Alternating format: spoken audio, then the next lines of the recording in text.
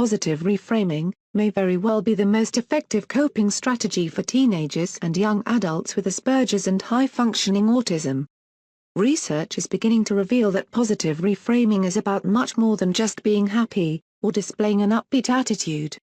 Positive reframing can actually create real value in your life, and help you build skills that last much longer than a smile. The general reframes that I'm going to list for you are more like attitudes that will apply to just about anything. For example, if you assume that everything in life is a learning experience, then it doesn't really matter what comes up. The negative effect of any event will be lessened by reaffirming that indeed, this is a learning experience. It means that you are going to learn something new. The bigger the problem, the bigger the learning will be. Here are some positive reframes that you may want to use from time to time, depending on the situation. Some of these may be helpful, others may not. In any event, it will be important for you to memorize and practice positive reframing, until you can have a reframe ready for anything. Let's look at a few reframes now. Any part of you is basically good. Most things come out all right in the end. Everything happens for a reason. Imagine what you would be missing if the situation were any different. Uncomfortable situations usually get better faster if you can enjoy them. It could be worse. This situation happened exactly as you created it. This situation is a challenge, not a problem. This situation is a growth experience. It is a magnificent thing, just to be alive. This situation is just a small part of something much bigger, and more important. Life is about having fun and learning. Part of you knows what is going on. Some people would pay money to experience this situation. The glass is half full, not half empty.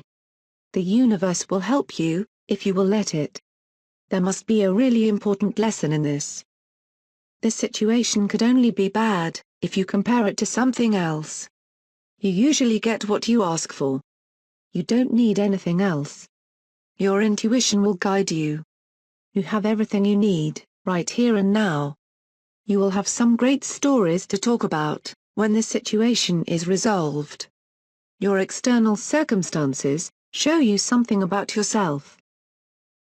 Indeed, some studies show that personality traits, like optimism and pessimism, can affect many areas of your health and well-being.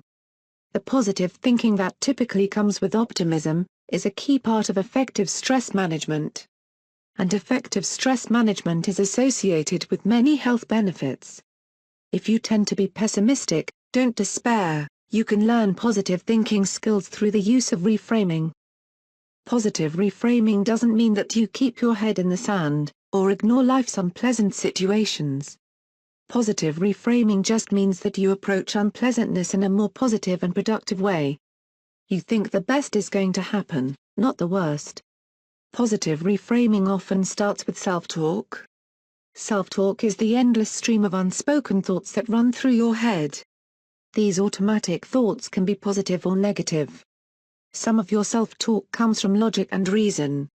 Other self-talk may arise from misconceptions that you create, because of lack of information.